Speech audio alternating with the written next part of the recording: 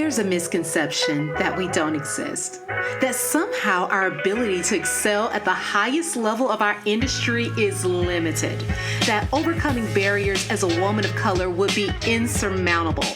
But what would happen if we decided to venture out on our own despite everything we're up against? I'll tell you.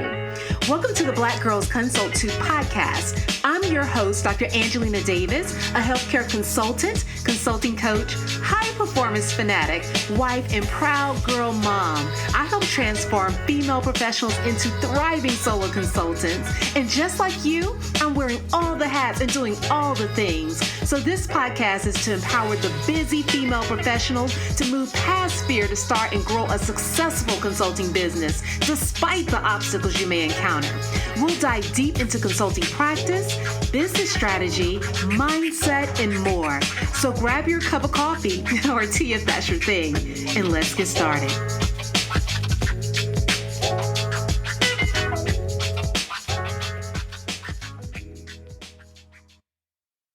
Hello, hello, hello. Welcome to the Black Girls Consult 2 podcast.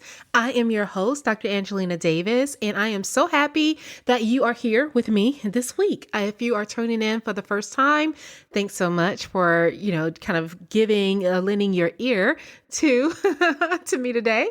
And if you are tuning back in, then you know what's going on. We're going to have some real conversations today. And one of the things that we're going to talk about is ineffective marketing. And this is all centered around selling consulting services. And let me just give a little bit of background. I was actually scrolling on Instagram the other day, and I ran across a couple of different posts. They were from other consultants who have what seems to be great businesses. And I noticed that the posts pretty much offered either to book a call or to consult them or rather call them or DM them to inquire about their services. And this was just kind of a blanket statement that really gave the impression that they were trying to sell consulting. They were trying to sell consulting services because that's all that you can see from that particular post or that content that was displayed. And that was similar to, the ones that I saw on LinkedIn as well. And I think we end up in this situation oftentimes when we're trying to create content where we get in a habit of creating these very generic posts because we want them to go out at various times throughout the week or the month. And that's probably our attempt to save time and energy. But I want to remind you that if you're doing things that are not effective, then you are actually wasting time. And so I don't want you to waste any more time because, like I said, you're busy. So I really want to just have a real conversation today. I don't want you to get frustrated or mad with me if it hits too close to home. But I'm hoping that it will help you think about some aspects of your marketing strategy and how we can continue to improve it. And I'm not saying this as someone who is a master content marketer. No. I'm saying this as your consulting friend. We're having a real chat about some things that we all need to work on. And so this is going to be something that I share because I know I have made these similar mistakes before. And once again, I don't want to see you do the same thing. Look, we all need to help one another so we're constantly moving and growing. That's the goal. So this episode is all about this one truth. And I know this truth is going to be hard to hear. It's going to be something that you may even fight me on or kind of push back against. But I'm telling you, believe me, this is true. Nobody, no one, not one person that I know wants to buy consulting. All right, let's chat. If you're finding yourself following all the successful accounts on Instagram and LinkedIn and YouTube, and you're just trying to recreate their strategies, but haven't experienced much growth, or you're consistently sharing tons of helpful content within your industry, almost burning yourself out, but you're still struggling to get potential clients to see the value of the services that you offer.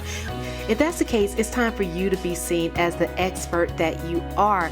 It's time for you to make a greater impact. So here's the deal. Using a cookie cutter approach won't help you stand out from the crowd or attract the aligned clients that you need to build a profitable business and create the freedom you desire to live life on your own terms.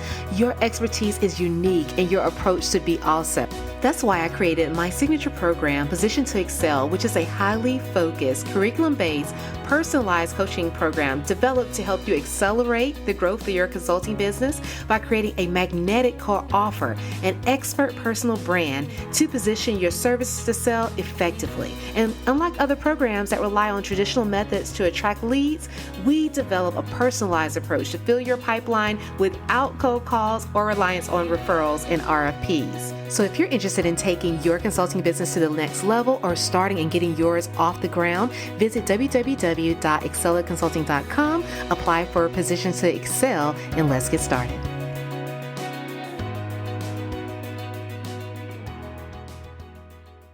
All right, so I always talk about the fact that many times we complicate the whole sales process. And the reason why we're complicating it is because it is something that takes skill. So I do not want to belittle all of the tried and true strategies, tactics, and ways to really effectively sell, especially when you have a sales team. There is a need for that and a place for that. So that part is true. But even still, when you're working in that capacity, you will still find that at the end of the day, it still all comes back to relationships and a human-to-human connection. So another thing that becomes really important, just as it would in any other type of relationship, is communication. How we are able to talk to one another, what we understand about the conversation, what we are communicating in terms of sharing thoughts, ideas, or in this case, our offer, and the way that person who is receiving the information is interpreting it. So all of those things are really, really important when it comes to the sales process. And even when we're doing, for instance, a post on social media as an aspect of content marketing, that is still a form of communication, is your written communication. And so we have to make sure that we are also communicating thoughts, ideas, meaning very effectively. And what happens in those instances where we are offering to have a calendar available so that someone can book a call to speak with us is that we're communicating in that moment how they're able to make a connection with us. But the one key piece of information that we're leaving out is why, right? Why? And so I give this example often, and I do it just for the sake of just, being lighthearted about it. But think about it. Whenever you are making any type of purchase, no matter what the purchase is, if you're at the mall and you're buying a shirt, or if you're about to buy a new computer from Best Buy, whatever it may be, in those moments, you are going as the customer. As the consumer, you're going with a purpose, right? You have something in mind. You have a need that needs to be met. You have a problem that you want solved. And so you are going to seek help. And I think the one thing that we get confused by is that when we are marketing our consulting services and we're making the offer to book a call for consulting, we're missing the fact that nobody is looking for consulting. Right. And I'm gonna get to that example in just a moment again, but I want to just talk about how most people see consultants. I actually was online not long ago. I guess it's been a number of months now, but I asked a question about how people viewed consulting and consultants. And I got a lot of mixed messages because, this is a story for another day, but there are a number of individuals that prefer to be called strategists for that reason, because there has always been in their lives a negative connotation attributed to consultants. And I know I was kind of like that when I first started out. I worked in a hospital that served a lot of indigent clients and patients. And because of that, we always had consultants in and out the door because we ran in the red all the time.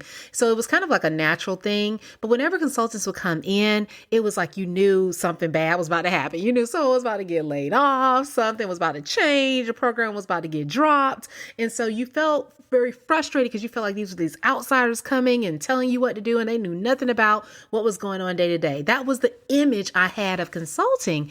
And a lot of that can be due to the fact that maybe in those experiences with those consultants, they were not the best examples, because we know that there are so many consultants out here doing amazing, life-changing, impactful work.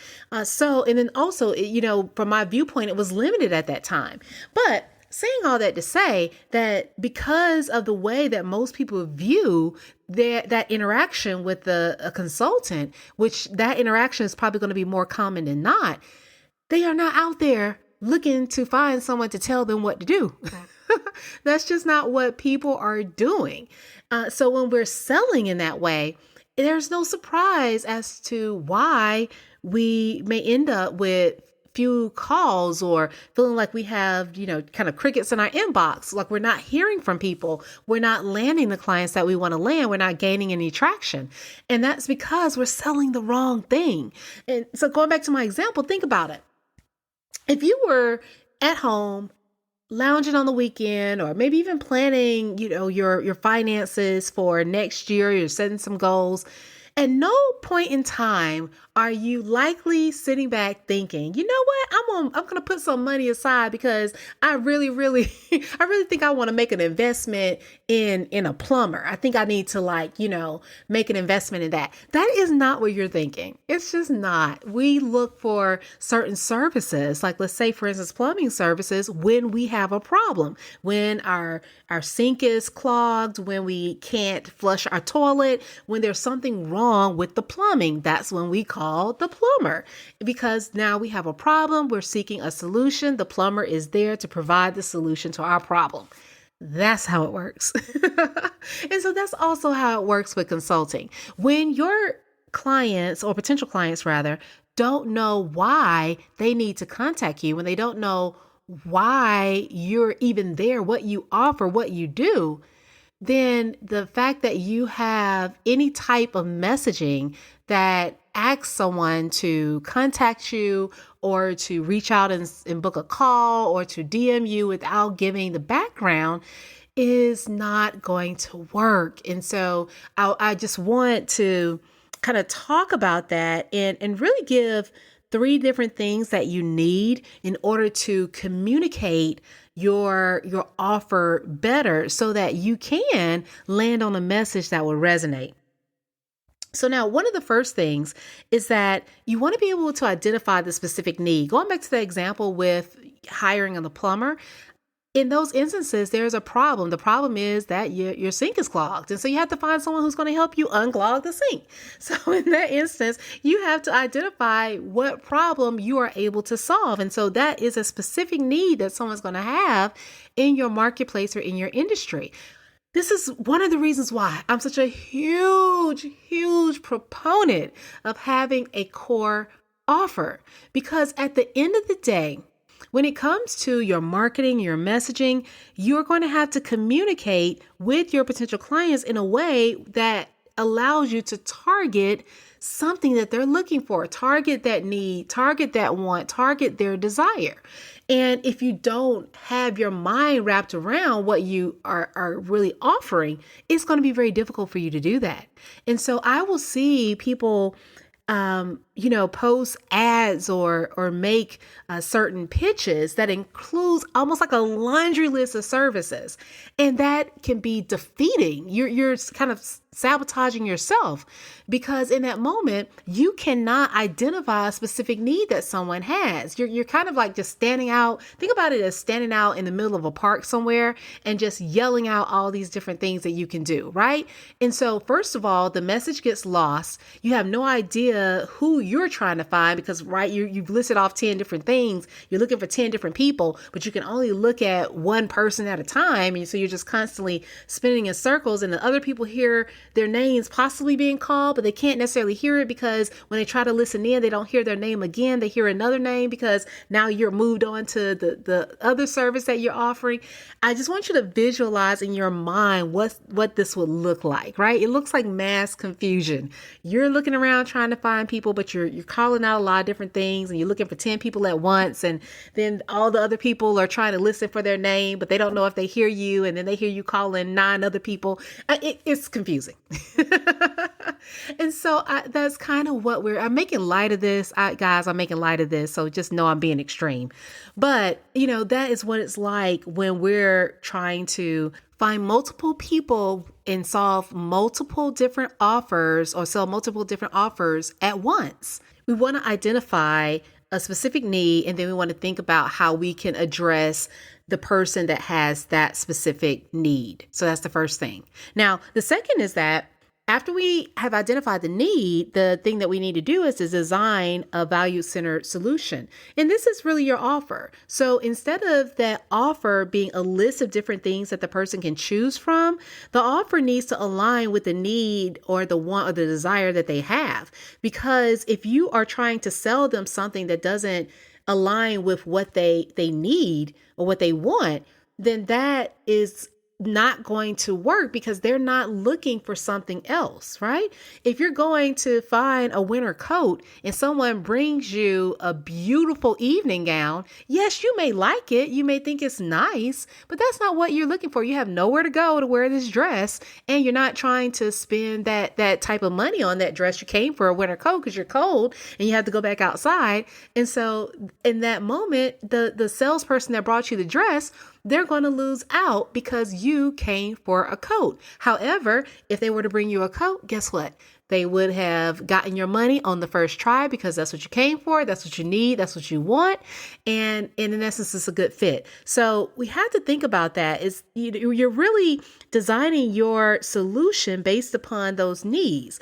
And so that's why having this list of different services or not saying anything about the services at all and just in essence selling consulting as the service doesn't work because once again, they're not looking for consulting. They're not looking for that. So that is not going to be a way for you to provide the solution because the power is not necessarily in the consulting itself. The power, the value is wrapped up in the solution to the specific need that they have. So that is another way of thinking about that. So you don't get caught up in essence, not communicating how you're able to provide the solution so that you don't miss out on the sale. And so I know what it is. Oftentimes we think that if we're too specific, if we're nailing ourselves down to a specific niche, if we're tying ourselves to a specific problem that we're solving, that we are going to miss out on so many different opportunities to work with other individuals. And especially if you're relying heavily on referrals, then you're thinking, well, I would have to tell people no because every referral that comes my way wouldn't be a good fit. And in reality, that is how it's supposed to be, because at the end of the day, you have to be known for something specific so that you can build a business that will last. Now, if you're just trying to pick up a couple of clients here or there just to make some extra money, so be it. But if you're trying to really build a business that will last, not just years, but decades, and build wealth and build out your legacy and to accomplish the level of success that I know that you desire, then you're going to have to get a little bit more specific, and you're going to have to stake your claim on a particular area and really lean into that so that you can more effectively sell your services. Because without it, it's going to be really, really tough to have that consistent buy-in or gain the traction that you need to really establish a strong foundation, because you are not focused on a specific need with a specific value-centered solution. Now, here's the part. that really, really matters. And this is the point that I want to get across. So we talked about how when you're too general, you just are not calling out anyone. So you're not looking at a specific need. You don't know who you're talking to. And when you don't identify the solution that you're providing, you're leaving them wondering, what in the world is this offer for? How is it going to help me? I don't understand it. But this is the part that no matter what, if you're trying to sell, you need to do. You're not selling consulting. You're not selling consulting services. You are selling a transformation.